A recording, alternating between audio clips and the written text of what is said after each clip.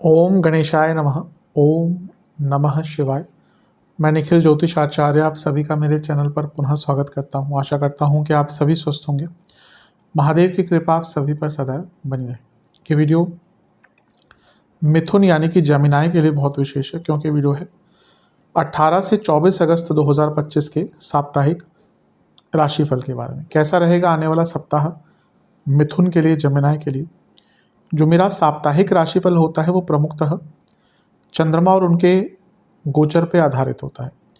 चंद्रमा तो बहुत विशेष ग्रह हैं, लेकिन अगर हम साप्ताहिक राशिफल के संबंध में बात करें तो पहला तो उनकी गति, बहुत तेज भागते हैं, मन का कारक होना, और तीसरा उनका ये कारकत्व कि वो जिस भी भाव में जाते हैं, राशि में जाते हैं, ग्रहों के साथ संबंध बनाते हैं, उनको बहुत एक्टिवेट कर देना। इन सारी ही चीज़ों के कारण उनका डे टू डे एक्टिविटीज़ पर प्रभाव बहुत होता है, और इसको समझने के लिए साप्ताहिक राशिफल बहुत इंपॉर्टेंट होता है। इस अंधकारमय जीवन में ज्योतिष एक मात्र विद्या है जो हमें थोड़ा रास्ता दिखा सकती है, थोड़ा उजाला दिखा सकती है। भले ही ये सामान्य आधार पर होते हैं, पर एक गाइडेंस के लिए कि हाँ, कहाँ पे थोड़ा अच्छा हो सकता है, कहाँ बुरा हो सकता है, कहाँ बचें, इसके लिए अवश्य जो राशिफल होते हैं ये बहुत इंपॉर्टेंट होते हैं। यदि आपकी लग्न राशि या चंद्र राशि मिथुन है, दोनों ही गाइडेंस के लिए इस राशिफल को देख सकते हैं। जहाँ से आपको ज़्यादा सूट करता है, रिलेट करता है, वहाँ से इसको ऑब्जर्व कीजिए। व्यक्तिगत तौर पे मेरा मानना है लग्न से देखेंगे तो अच्छा। इनकेस नहीं पता आपको अपनी लग्न राशि, तो आप अपनी चंद्र राशि से भी इसको देख सकते हैं। शुरू करते हैं। चंद्रमा आपके लग्न भाव में ही आ जाएंगे, यानी कि मिथुन में। ये होगा 18 तारीख को दिन के 2 बजे के आसपास, और 20 तारीख शाम के 7 तक यहीं पर रहेंगे। चंद्रमा का लग्न भाव में आना एक प्रकार से अच्छा ही माना जाता है आपके लिए, क्योंकि वो धन स्थान के स्वामी हैं, तो ये तो और भी अच्छा है, धन योग बनता है। यहाँ पे गुरु के साथ है तो गजकेसरी योग बन रहा है। यहाँ पे शुक्र के साथ है तो ये एक प्रकार से ये भी बहुत सुंदर महालक्ष्मी योग भी इसको कहीं जगह पे कहा गया है। और सबसे बड़ी बात तो ये है कि दोनों ही शुभ ग्रह हैं, शुक्र और गुरु, और उनके साथ चंद्रमा आ गए तो उनकी शुभता और भी बढ़ गई। और लग्न में ये सब कुछ हो रहा है। शुक्र जो है पंचमेश हैं, गुरु जो है वो 2 केंद्रों के स्वामी हैं, चंद्रमा धन स्थान के स्वामी हैं। तो ये बता रहा है कि हफ्ते का शुरुआती भाग ही बहुत बड़ा धन का योग लेकर आ रहा है, आर्थिक दृष्टिकोण से बदलाव लेकर आ रहा है।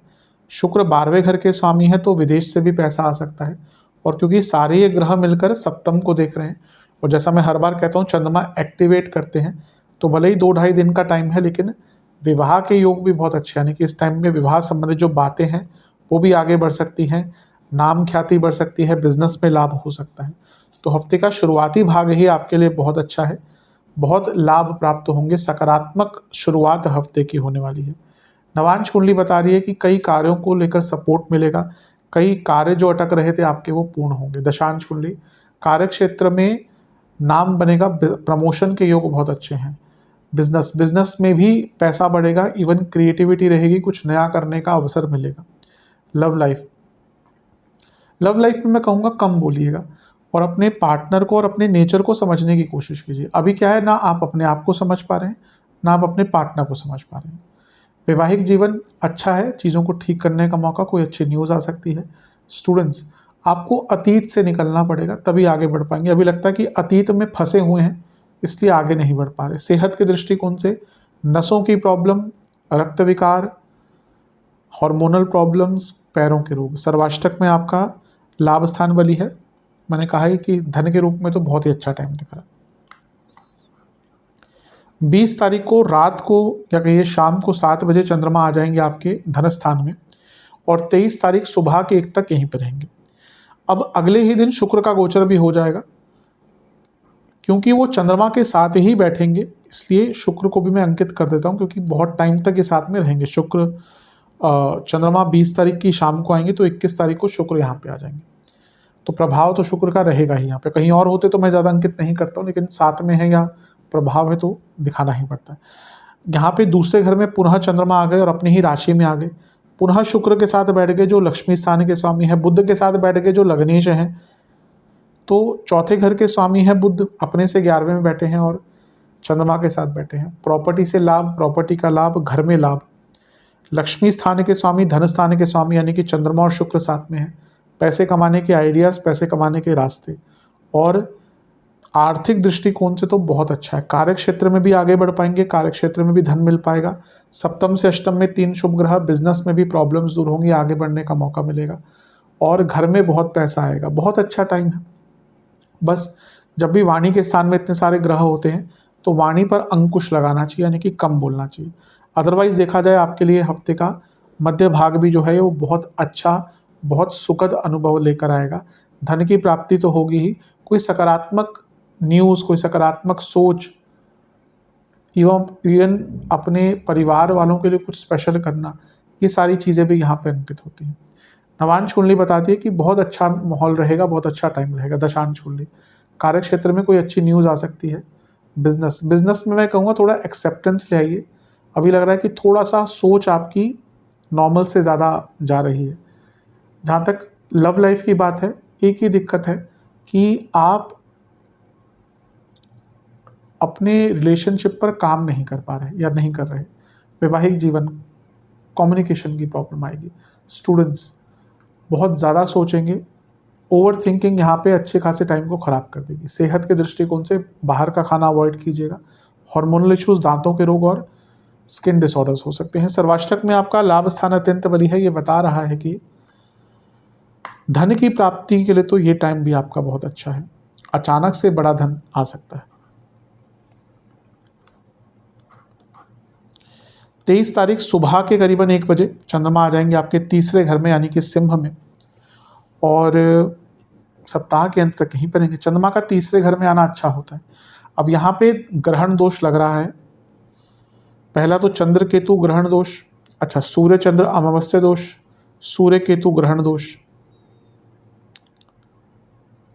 तीसरे घर में ग्रहण दोष लगना कोई बहुत बुरा नहीं होता। हाँ, कुछ नेगेटिव इम्प्लीकेशंस होंगे, पर तीसरे घर का ग्रहण दोष व्यक्ति को बदलाव का मौका देता है, और तीसरा घर है तो अपने आप को बदलने का अवसर मिलेगा, बदलाव का मौका मिलेगा।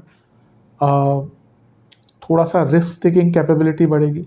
व्यक्ति वो चेंजेस ला पाता है जो वो बहुत टाइम से सोच रहा था। हाँ, नेगेटिव क्या हो सकता है? ओवर कॉन्फिडेंस, मिसकम्युनिकेशन, भाई बहनों से संबंध, भाई बहनों की सेहत। तो करेज रहेगी बदलने की, लेकिन ओवर कॉन्फिडेंस, ओवर एक्साइटमेंट, इन सब चीज़ों से बच के रहेगा। नवांश कुंडली बता रही है कि साहस बहुत रहेगा। दशांश कुंडली, कार्य क्षेत्र में आराम से बातचीत कीजिएगा, वरना मिसकम्युनिकेशन बहुत होंगे।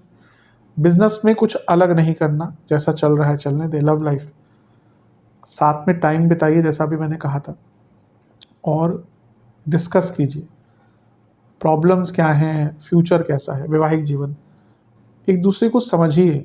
ऐसा नहीं कि 2 साल पहले आपके पार्टनर का व्यक्तित्व ऐसा था तो वैसा ही रहेगा।